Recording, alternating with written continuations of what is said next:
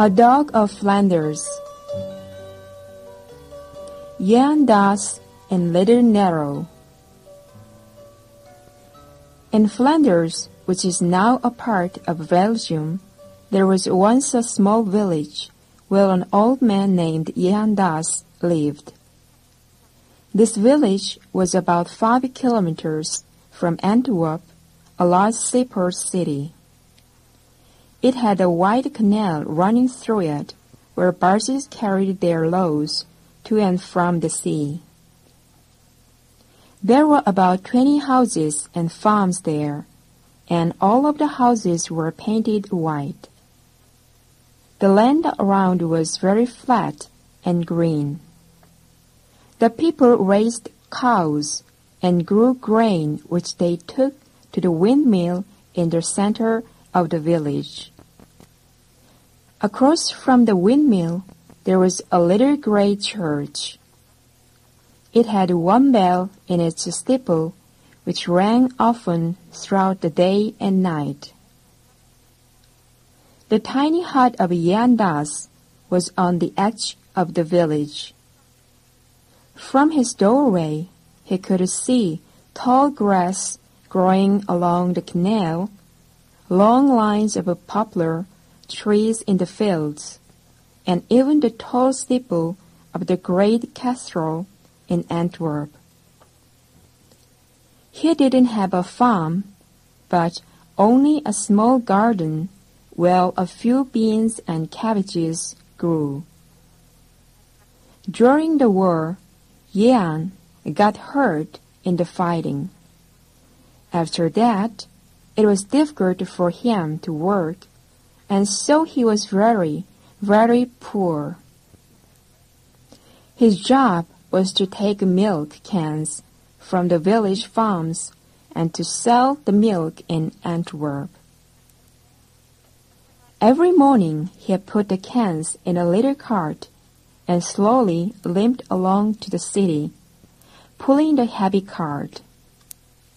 In the evening, he brought the empty cans and the money back to the farmers. They gave him this job because they pitied him, and also because he was honest. Still, his life was poor, and he was lonely. When Jan Das was 80 years old, he heard that his one daughter had died in a distant city. She left only one thing to her father, and that was a 2-year-old baby boy. So the baby, Nicholas, whose nickname was Little Nello, went to live with his old grandfather. For the first time in many years, the old man had some joy in his life. Jan was very gentle and good to Little Nello. He was a beautiful child with blonde curls and dark, innocent eyes. They were very happy together, even though they had only a crust of bread and a few leaves of cabbage to eat every day. They had one thing which was more valuable to them than anything else in the world. They had Petrache, a dog of Flanders. For the crippled old man and the tender young boy, Petrache was like gold or silver. He was, at different times, body, head, hands, and feet to both of them. Their greatest hope was that Petrache would always be with them. Petrache, a dog of Flanders, with yellow hair and a strong body and ears that stood up straight. Petrache came from a breed of dogs who had worked hard for hundreds of years. Dogs just like Petrache had pulled thousands of heavy carts over the stony streets and dusty roads of Flanders. Although their masters were often cruel, beating and cursing at them, the dogs did their work without complaint. Even before Petrarch was fully grown, he was sold to a hardware dealer.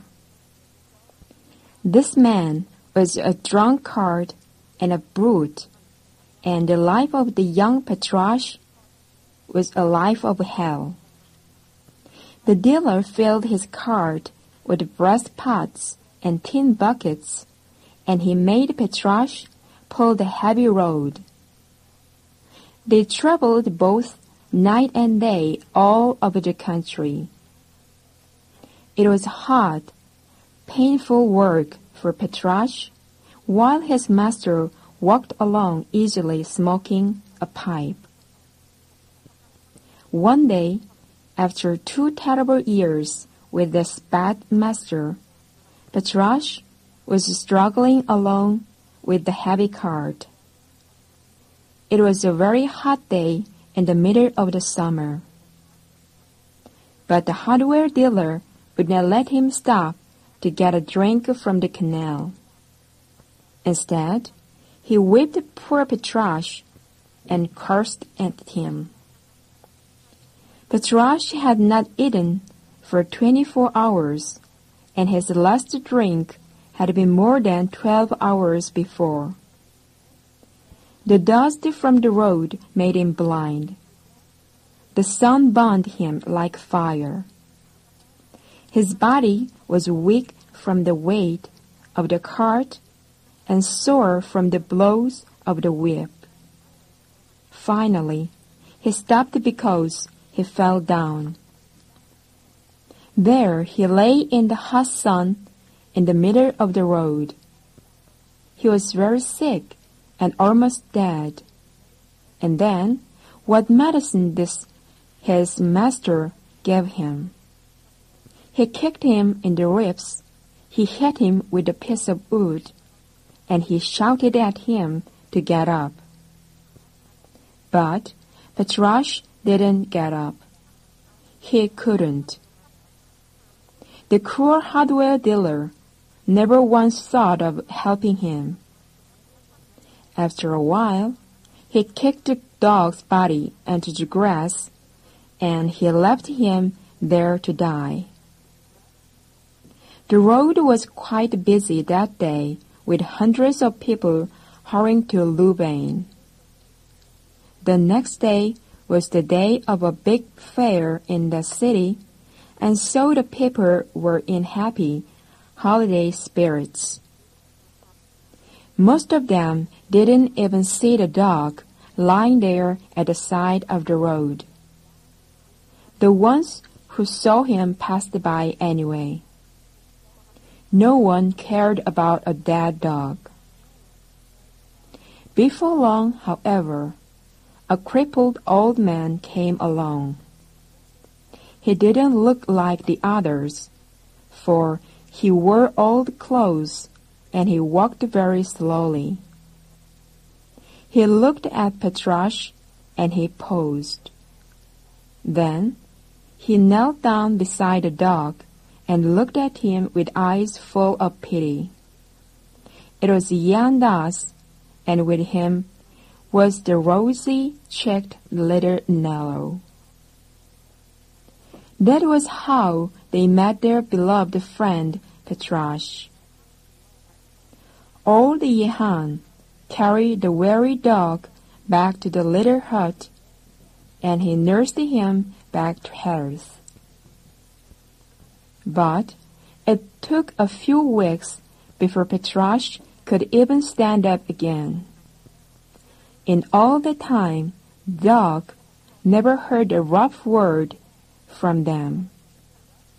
Instead, he was treated with kindness for the first time in his life. Working together. As Petrarch got healthier every day, a strong love grew in his heart. He wanted to show his 2 new masters how grateful he was for their help. By this time, Jan was 83 years old, and his job was almost too much for him. Petrash saw this, and he had an idea. One morning, before Jan woke up, Petrash went outside to wait for him. He stood in front of the cart between the handles. He was trying to show Jan that he wanted to work. But the old man believed that animals should not be made to work, so at first he wouldn't put Petrash in the harness. But when Petrash tried to pull the cart with his teeth, Jan finally put him into the harness. From that day on, Petrash always pulled the cart, while Jan Das walked beside him. When Nero was 6, it was impossible for his grandfather to work anymore. So the young boy took his place. He knew the business since he had often gone with Jehan to Antwerp. He and Petrash were a charming sight. A green cart filled with brass cans, pulled by a yellow dog, led by a happy little boy in big wooden shoes. There was a bell on the harness, and it always rang cheerfully as they went. Spring and summer were the best times for Nero and Petrash.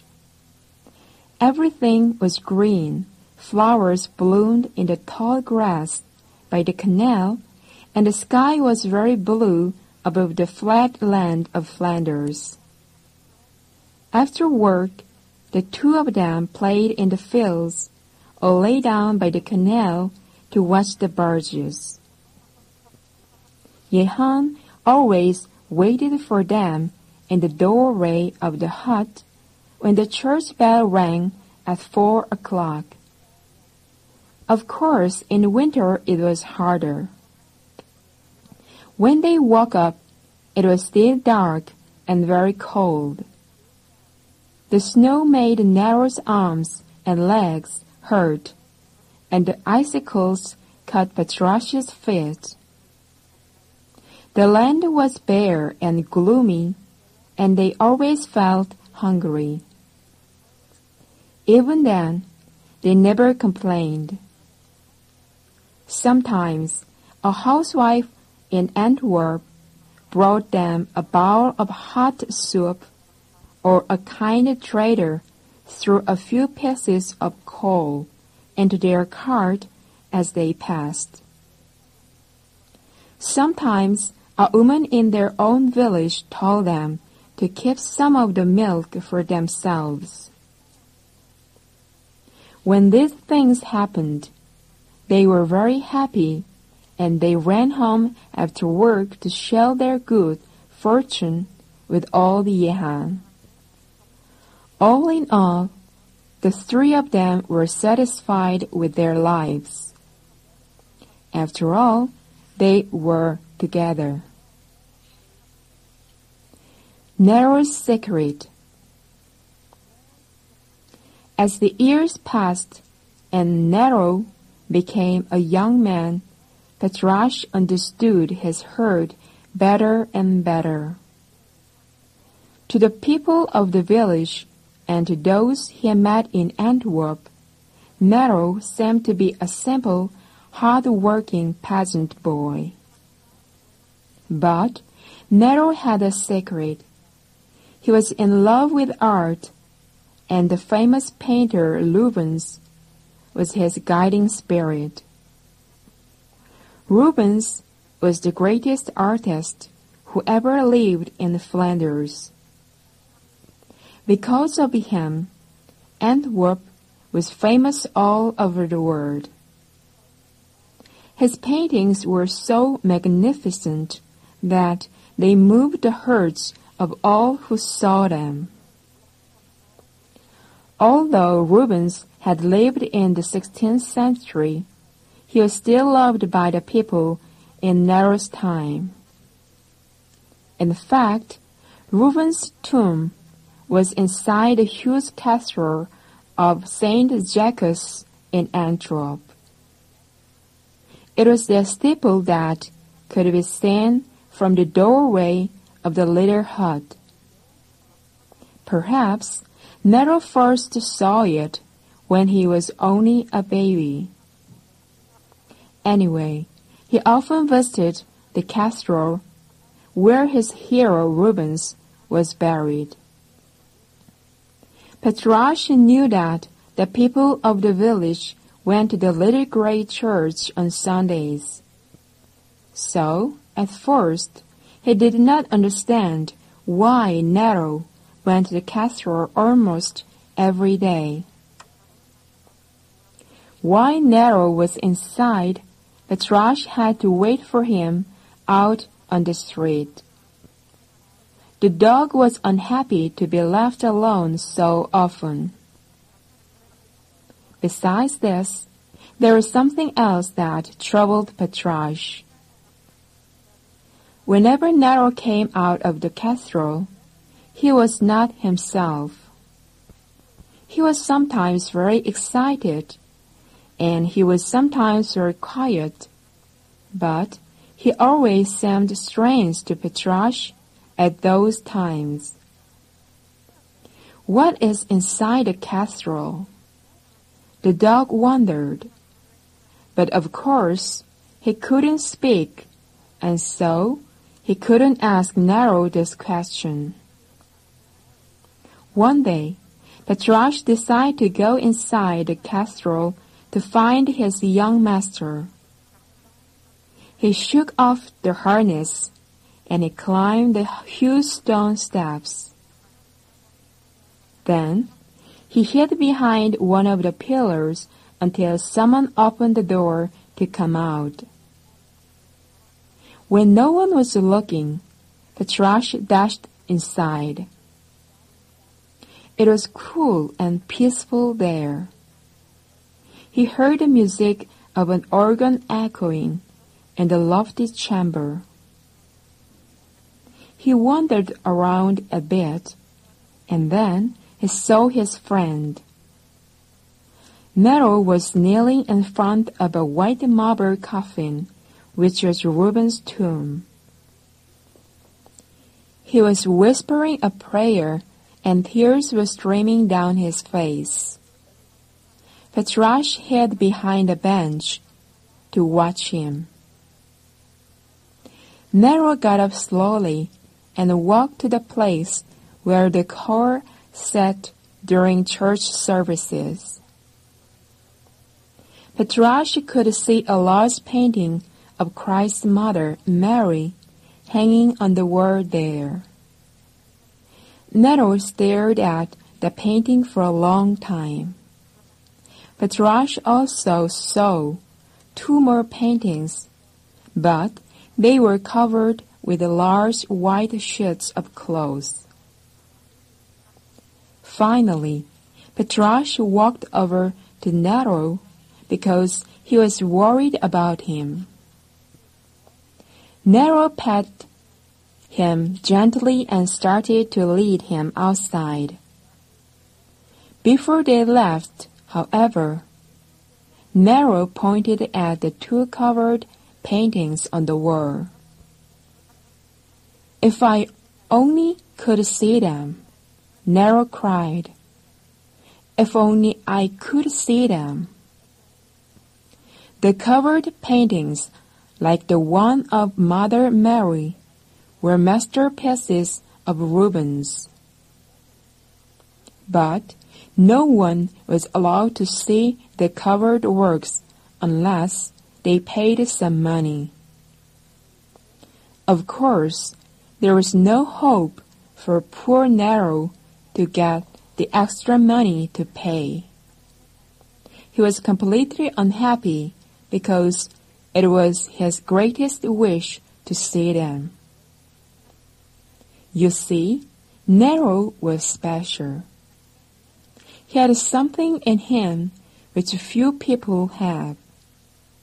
He had a genius, but he himself did not know it. Only Petrarch knew the truth. Only Petrarch saw the chalk drawings that Nero made on the stone streets. He drew anything and everything that he saw, and his skill was increasing every day. For Nero had a dream. He wanted more from life than the tiny hut and the cart full of milk cans. He wanted art to lift him above his common ordinary world. The steeple on top of the cathedral was a symbol of his dream. But he never told his grandfather these things because he didn't want to hurt his feelings. Allure, the miller's daughter. There was only one other besides Petrarch to whom Nero talked about his dream. It was his friend Allure, a pretty 12-year-old girl. Her house was in the windmill, and her father, the miller, was the richest man in the village. Each of the farmers hoped that someday his son would marry Allure. But she was happy and innocent, and she loved to play with Nero. She had no brothers or sisters, and he was her very best friend. They often ran through the fields together, picking daisies and blueberries, and at night they sat in front of the fire in the mill house and talked for hours. She didn't care that she was rich and Nero was poor. Her father was called Master Cohas. He was a good man, but he was strict. One day, when he was walking in the meadow behind the windmill, he came upon Allure with Nero and Petrarch. Allure was sitting in the freshly cut hay with Petrarch's big yellow hat in her lap. With a stick of charcoal, Nero was drawing their picture on a smooth piece of pine wood. Master Cohas stood and looked at the portrait with tears in his eyes.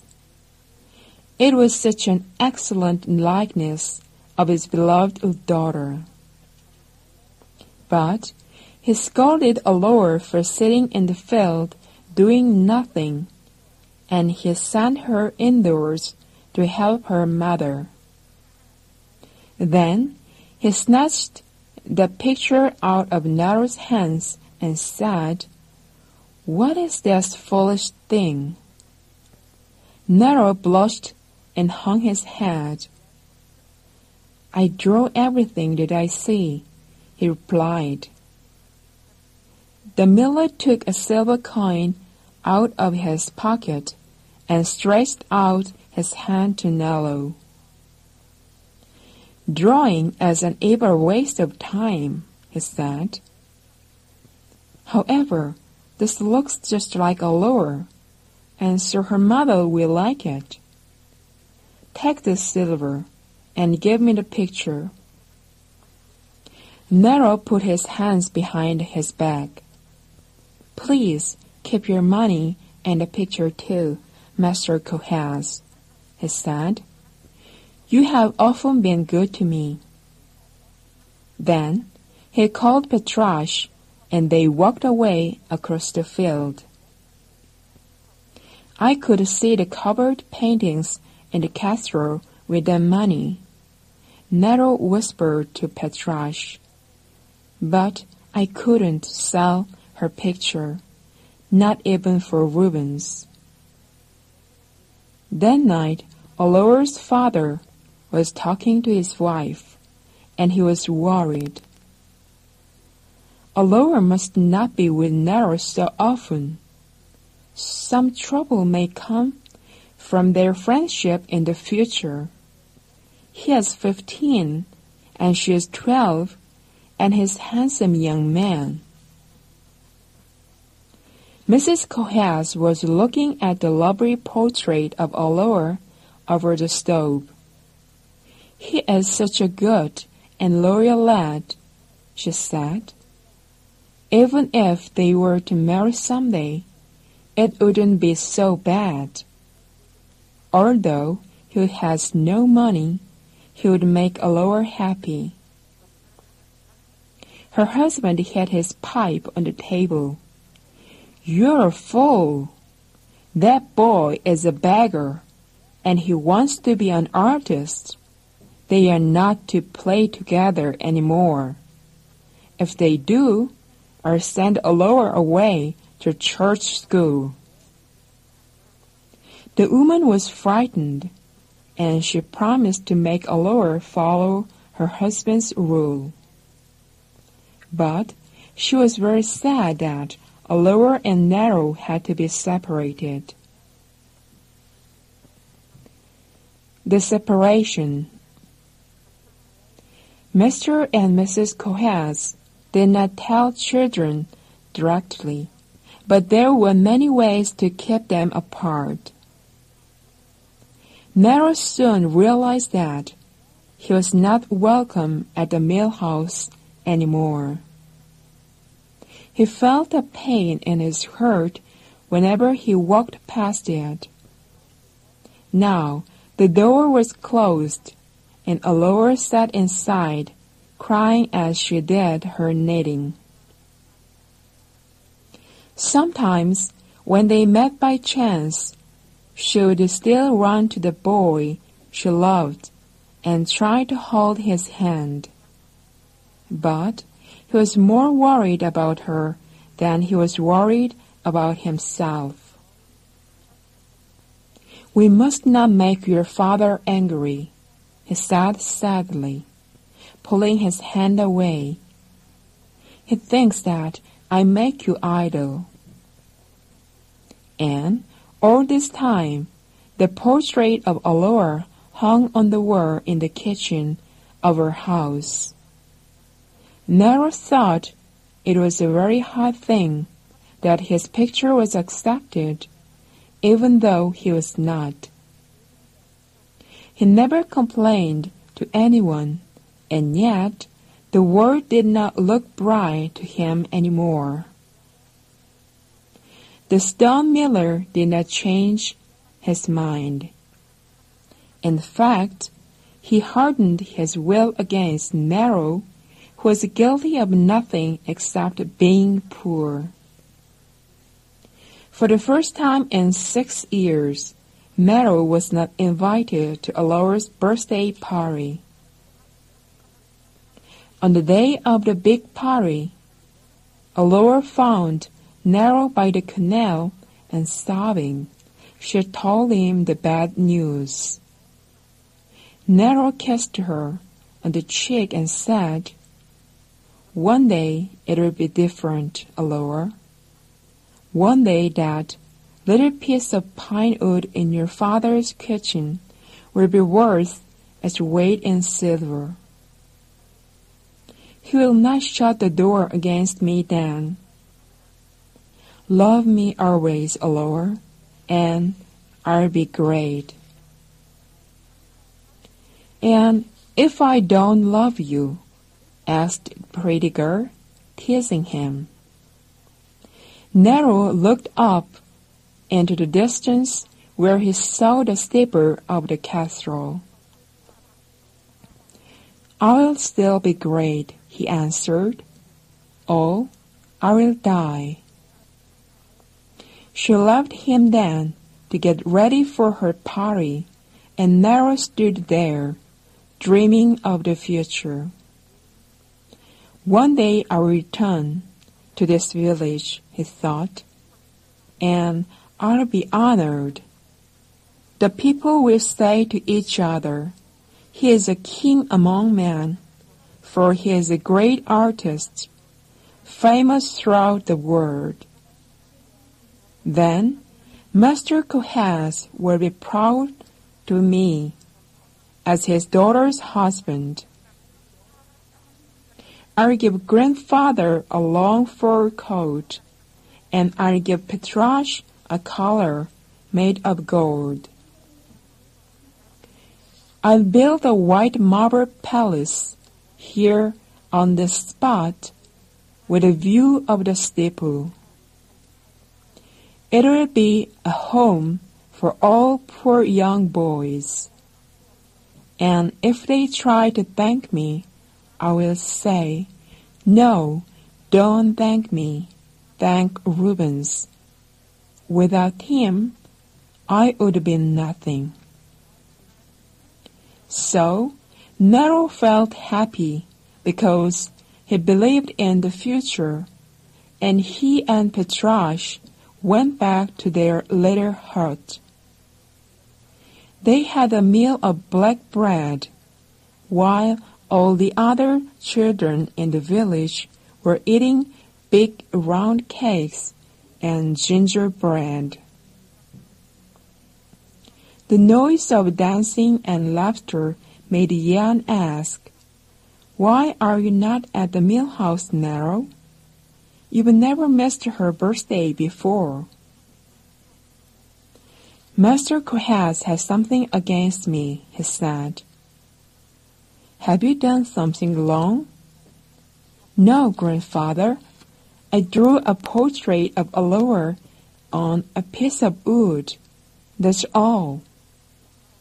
Jehan was silent, for although he was old, he still remembered the ways of the world, and he could guess the real trouble from Nero's innocent words. He laid his hand on Nero's head, and his voice trembled when he said, "We are very poor, my dear child. It is hard for you." "No," thought Nero, "I am rich." And he continued to think about his dream of the future. But tears fell from his eyes as he watched the millhouse lights burn on late into the night. He and Petrash did not sleep until, finally, the village was completely dark. The drawing contest. Old Jehan had become very weak, and he hardly ever went outside the hut. He didn't know that Nero had made a studio for himself. It was in a small shed behind the hut, and Nero did his drawing there. By going without lunch, he saved a little money to buy his charcoal and the cheap gray paper that he used. From some rough wood, he made an easier. Of course, Nero never went to school, so no one ever taught him anything about art. Also, everything he did was in black and white, because colored chalk and paint were too expensive for him. His drawings probably had many faults, but they were very striking. They were natural, and in fact, they were beautiful. Nero heard that there was a drawing contest in Antwerp for boys under 18 years of age. It would be judged by 3 artists, and the winning boy would get some training from them, as well as 200 francs, a very large sum of money. Nero decided to enter the contest because, if he won, it would be his first step toward independence and a career as an artist. His grandfather didn't know about it, and of course he couldn't tell Allure. So, only Petrarch knew about the prize that he had his heart set on. Petrarch lay quietly in the shed every day, watching Nero work on his creation. All spring and summer and autumn, Nero spent his free time in the shed. The figure which he drew for the contest was an old man sitting on a fallen tree. He had seen old Michael, the woodman, sitting that way in the evening many times. There, on the grey paper, Nero gave a second life to the quiet, patient old Michael. There was loneliness and weariness and an ancient wisdom on his face in Nero's picture. And there was greatness in the drawing. It was full of all the talent, suffering, and hope of a young man who longed for an honorable life. Petrarch watched that take shape, and when it was finished, Nero whispered to him, "I think Rubens would give me the prize if he knew." I had to go in on the first day of December, and the decision would be given on the 24th. The prize would be a great Christmas present for the winner. So, on a bitter cold evening, Nero put his picture into the little green milk cart, and with Petrarch's help, he took it to Antwerp. There, he left it at a public building. Poor Nero! His heart was beating so fast, and he was almost sick with fear and doubt. Perhaps it is worth nothing at all. How can I tell? He thought. It seemed foolish of him to think that he could do anything which great painters, real artists, would want to look at. But as he walked by the cathedral of St. Zacchaeus, something happened to change his mood. The face of Rubens, with a kind smile on his lips, seemed to peer out of the fog and darkness. Then the young man thought he heard these words, "Have courage, Nero. Be brave. It was not with a timid heart that I became the master painter of Antwerp." Comforted, Nero ran home through the cold night. He had done his best. The rest was to be as God willed. But he felt that Rubens was looking over him, and he was so full of hope that he could hardly sleep. Old age. That year was the worst winter in a long time. During the first 10 days of December, snow fell constantly, night and day. The roads and fences were buried in snow. All of the streams were frozen solid, and even the canal had a layer of ice 10 centimeters thick. The temperature stayed below zero all the time. In such weather, it was particularly hard to go around for the milk, especially for Petrush. Many years had passed since he had come to live with Jehan and Nero. His joints were getting stiff, and his bones often ached. But the faithful Petrush would never give up his share of the work. Nero, who was strong in his youth, could have pulled the cart himself, and he didn't mind giving the dog rest. But Petrush wouldn't allow it. The only help he accepted was a push from behind when the cart got stuck in the ice ruts on the road.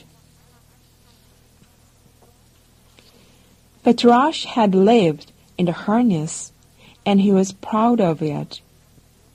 He suffered a great deal from the bitter cold, the terrible roads, and the pain in his legs.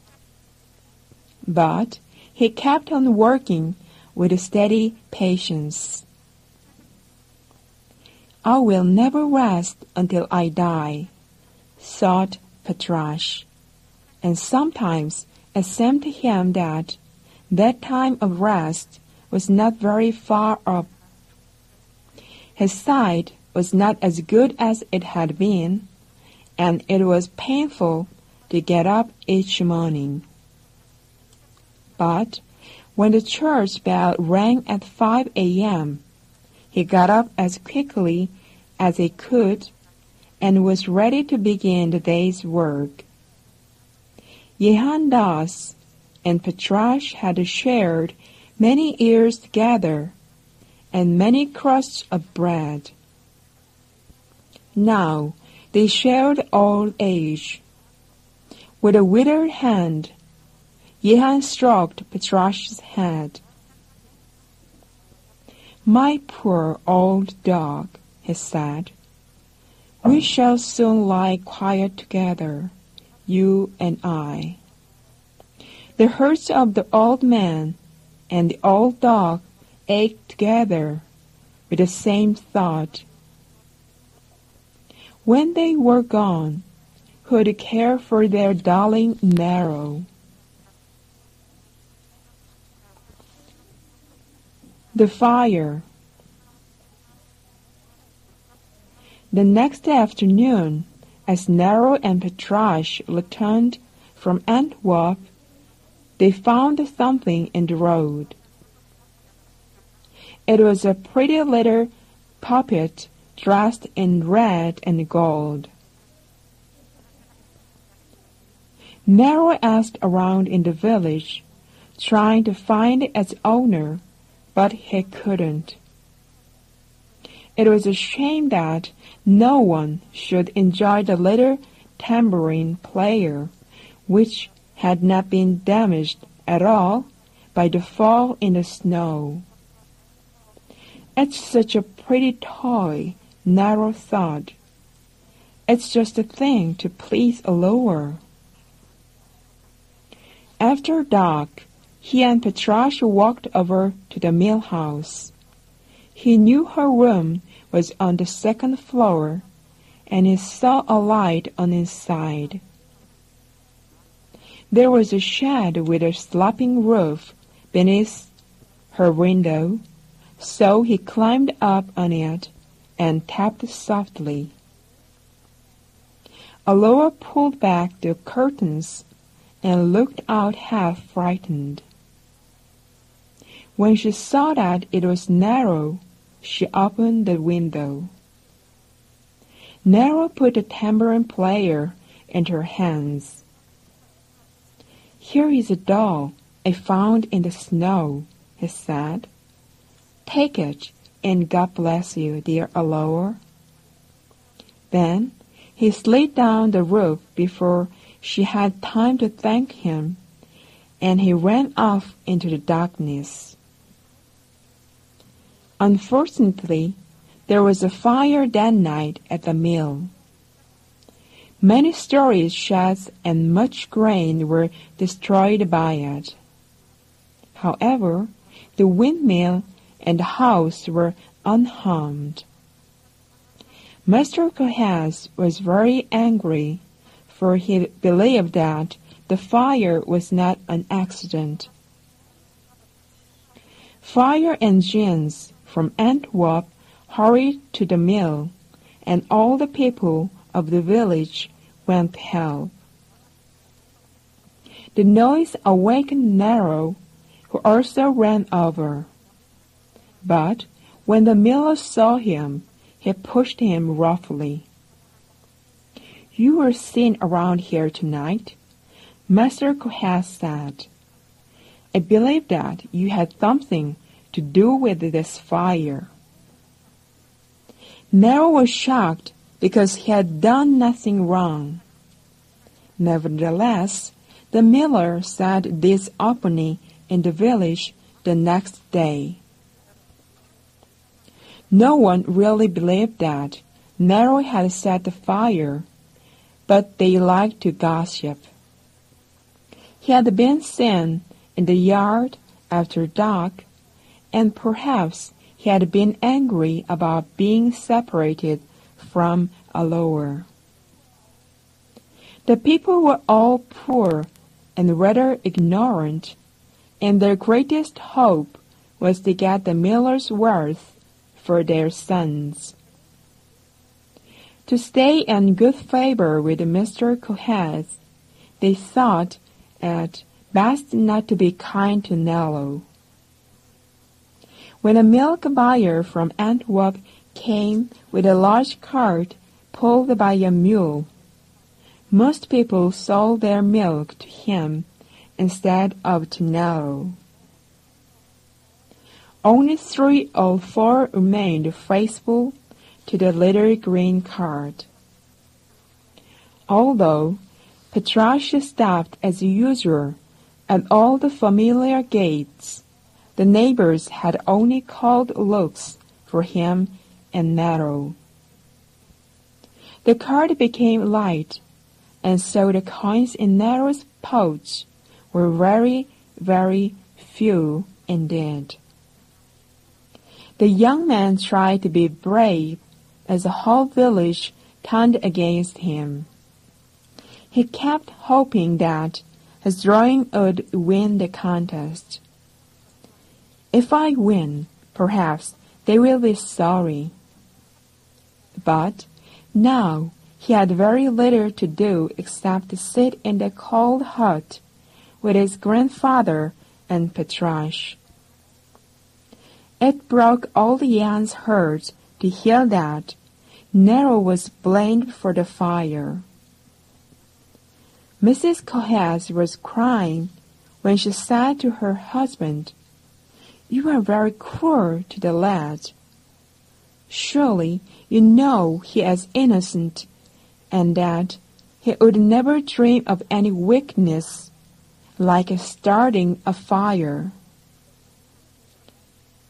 But the miller was stubborn, and he wouldn't change his mind. However, deep inside, he knew that he was being unjust. And Alora was too afraid to tell anyone about the pretty puppet, which had been the real reason for Nero's night visit.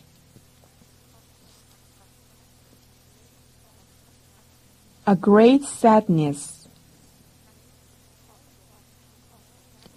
Although the snow was 2 meters deep by the week before Christmas, it was always a happy time in the little village. The people were cheerfully celebrating the birth of Christ. They prayed at the little grey church every day. They had full soup pots over their fires and special sugar cakes to eat, and they danced and visited with their neighbors every evening. However, Nero and Petrasha's little hut was very dark and cold, because one morning Jan Das did not wake up. Although he had been sick for a long time, they never realized that he was going to leave them. His death was the worst thing that had ever happened to them, and nothing could comfort them. They wanted so much to hear his gentle voice and to see his smiling face. All the Jan's love had given them strength, and now they were alone in the world. They sat close together, crying that terrible morning. For the funeral service at the little gray church, Nero had to pay all of their money. When Jehan's coffin was buried in the hard, snowy ground, only Nero and Petrash were there. Not one of the village people went to mourn the kind old man. But Mrs. Kohatz was watching from her kitchen window. She asked her husband to let Nello and his dog come in out of the cold, but the miller told her, "No, the boy is a beggar. He'll not be around alone." With tears in her eyes, she said nothing. But later, she gave Alora a bunch of dried pink and white flowers. Secretly, Alora laid the flowers on Jan's grave. It was a lonely marker in the snow. Nero and Petrash never saw the flowers, and they went home with the broken hearts. The only thing they had was their poor little hut, and it was such a sad place without old Jehan. Still, it held memories of their happy times together. But even the hut was to be taken from them. That evening, the owner came to get his rent. He was a greedy man who loved money, and Mr. Kohatz had influenced him against Nero. Since there was no money left to pay the rent, the owner said he would take the hut and everything in it. Nero begged him for mercy and promised to work very hard for him. But the man would not change his mind. He told Nero to leave the hut by the next day. So, Nero and Petrash lost everything. They only had each other. Christmas Eve. The next morning, Nero cried as he led Petrash out of the little place which was so dear to them. Petrash hung his head as he walked by the little green cot. He wanted to lie down and die beside it.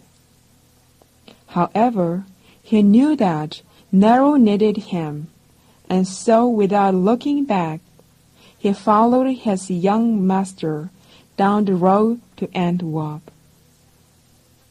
Some of the villagers were already out shoveling snow, but they ignored Nero and Petrash. The boy stopped for a moment at one house where his grandfather had helped the people many times. Timidly, he asked them for a crust of bread to feed his dog. But the woman inside quickly shut the door, and so the two of them walked on with nothing. It was 10 o'clock when they reached the city. The winner of the drawing contest was to be announced at noon, so they made their way to the public building where Nero had left his treasure. There was a crowd of people there. Some were boys of Nero's age, some were older, and they were all with parents or friends. They were waiting to see the winning picture, which would be raised above the others on the stage inside. Nero was miserable. His only hope, his only chance in the world, was soon to be decided. At noon, the bells of the city rang, and the doors of the hall were opened. The eager crowd rushed in, pushing Nero in, too, with his dear Petrarch beside him. Then the winning picture was raised. Nero looked up. It was not his. His head swam, his arms and legs grew weak, and he fainted. Petrarch heard a voice declare that Stefan Kesslinger from Antwerp was the winner of the prize. The dog licked Nero's face and nudged him gently with his nose. He was trying to bring his friend back to life.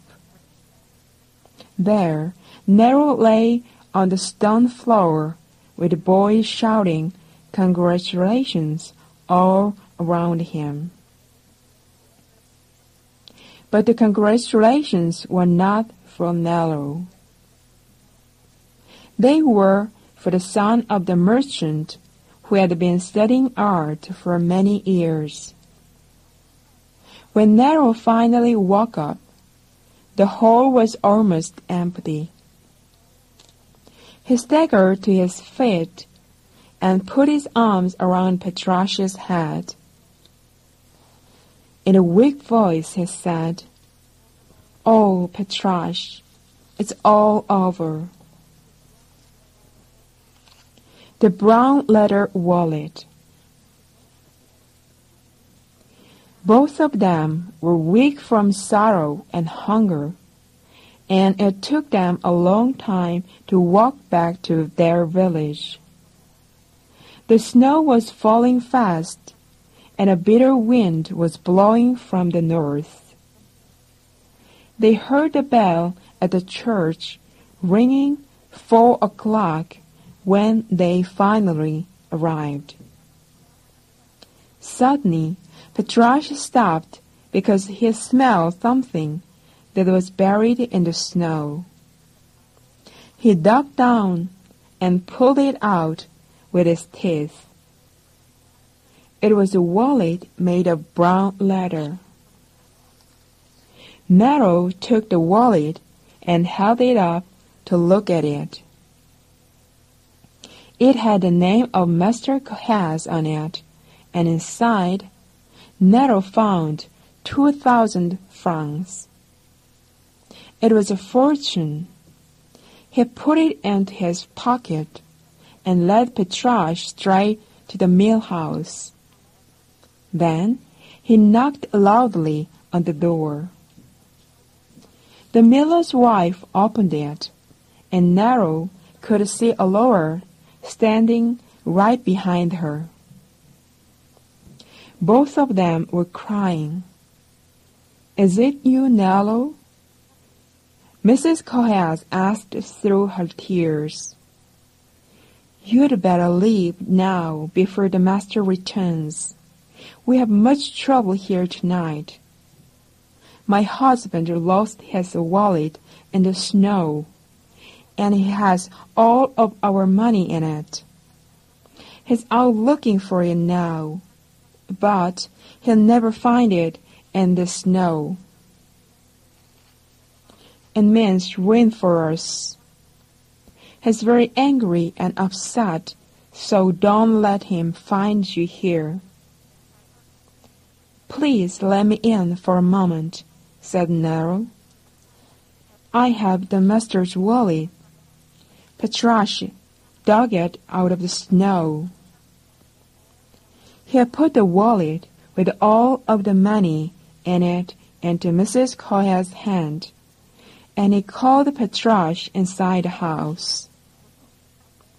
Allura and her mother were very happy and excited. Allura patted Petrasha on the head, and Mrs. Koha said, "You have saved us, Nero." Nero smiled sadly. "Please tell the miller that Petrasha found his wallet. When he hears it, I'm sure he'll take care of my poor old Petrasha. Please keep him here, and be good to him in his old age. Don't let him follow me now." Then, before anyone knew what was happening, Nero hugged and kissed his dog and told him, "I'll always love you, my dear, dear Petrasha." Quickly, he went out the door, closing it behind him, and he ran off into the cold darkness. Allura and her mother were happy about the money, but they were worried about Nero. Petrasha jumped against the door and scratched on it fiercely. Instead of letting him out, they tried to comfort him. They brought him sweet cakes and meat, and they invited him to go in by the fire. But Petrasha barked and kept scratching on the door. He wouldn't eat anything.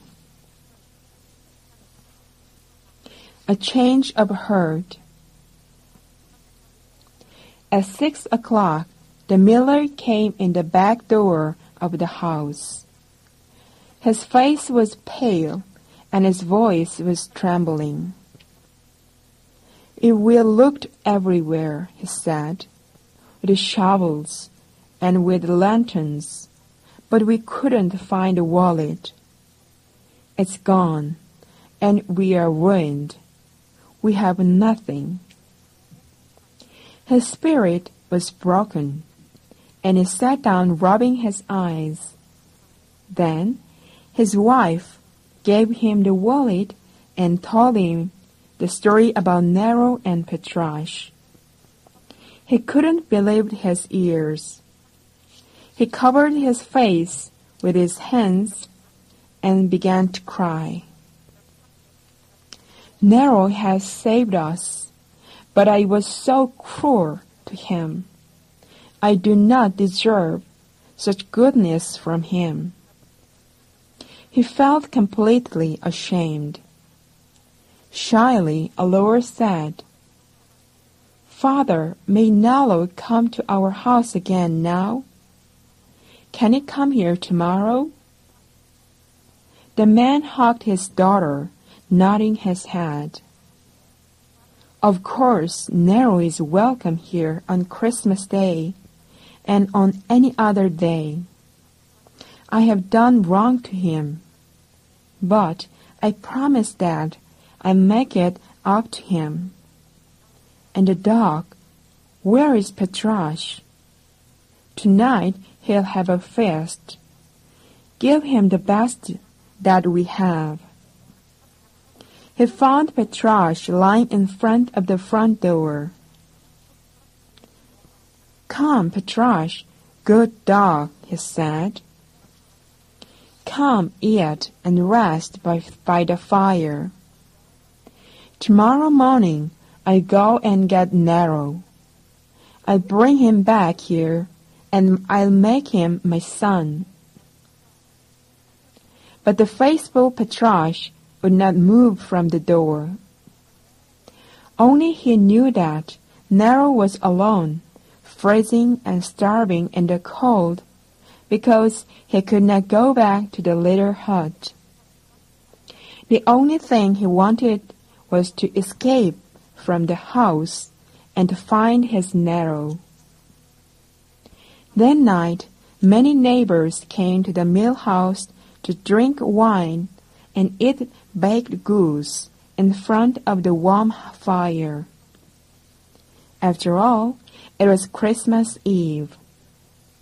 The miller was in a wonderful mood and wanted to celebrate the return of his wallet.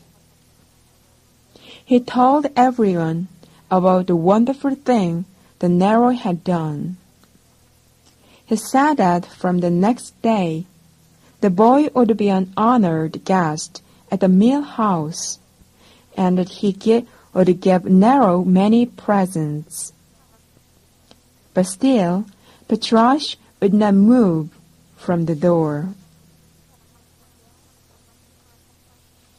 Petrarch escapes. At last, the old dog got his chance. One of the neighbors left the door open, and Petrarch quickly slipped out. He ran as fast as his tired legs could go. He had only one thought: to find Nero. He was thinking of the time that Jan Das and his little grandson had found him dying beside the road. But it was very difficult to follow Nero's trail. Snow had been falling all evening, and there were no footprints. Whenever he picked up Nero's scent, he soon lost it again. But the dog smelled enough to realize that Nero was going along the road to Antwerp. Full of pain, but with the strength of a great love, Petrarch arrived in the city about midnight. The streets were covered with ice, and Petrarch felt cold deep in his bones. He could hardly walk by then, and he couldn't smell Nero anymore. But he was thinking of the cathedral of St. Jacques. He was sure that Nero had gone to see Rubens. When he got to the cathedral, there was no one around. However, one door had been left open after late Christmas service. Inside, it was dark and silent, but Petrarch saw narrow snowy footprints on the stone floor. He followed this icy trail that led straight to Rubens' tomb. From there, it went to the place where the two covered pictures were hanging. Petrarch found Nero stretched out on the floor in front of the paintings.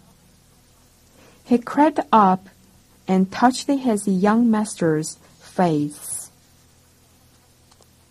He looked him to say, "I never leave you, Nero."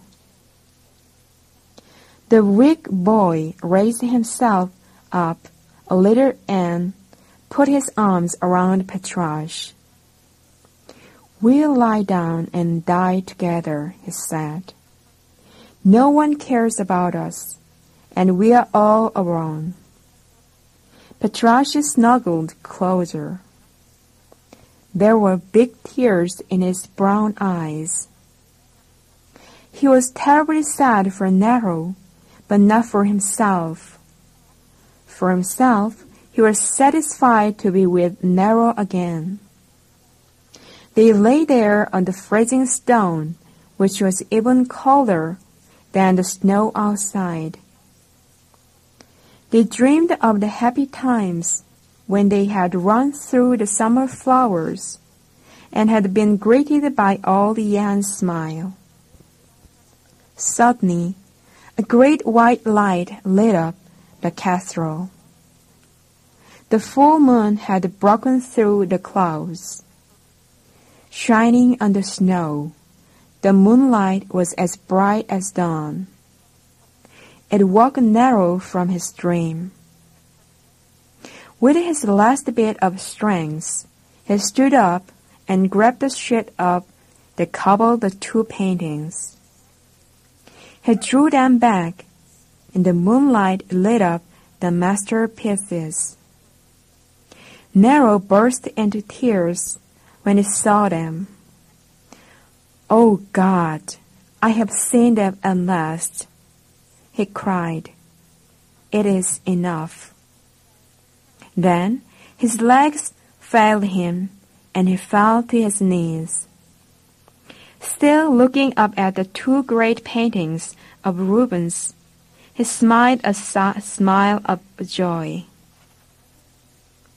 And then everything was gone. The moon went behind a cloud, and darkness filled the cathedral once again.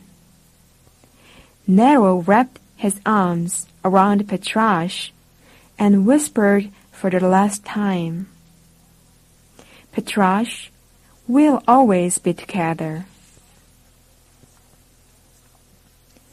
Christmas Day. In the morning, the priest came and found Nero and Petrarch. They were both dead. Above them, the sunlight shone on Rubens' masterpieces of Christ. Mr. Cohas came into the cathedral weeping like a woman. "I had been cruel to the lad," he said, "but now I want to make him my son." A famous painter came. "I am looking for the boy who should have won the drawing contest," he said. "He has a genius for art. I want to take him with me to teach him everything that I know." And little Laura came. Holding her mother's hand, he sobbed, "Oh, Nero, come. We have many gifts for you, and a feast of Christmas food. Father says that you and Petrarch can live with us now. We'll be so happy together. Oh, Nero, wake up and come." But Nero did not answer them, because it was too late. He and Petrarch were gone from the world which had treated them so badly. They lay together forever, the innocent boy and the loyal dog of Flanders. All the people who saw them felt ashamed and begged God for forgiveness. Later, they were buried side by side, in one grave at the churchyard in the village, next to Jan Das.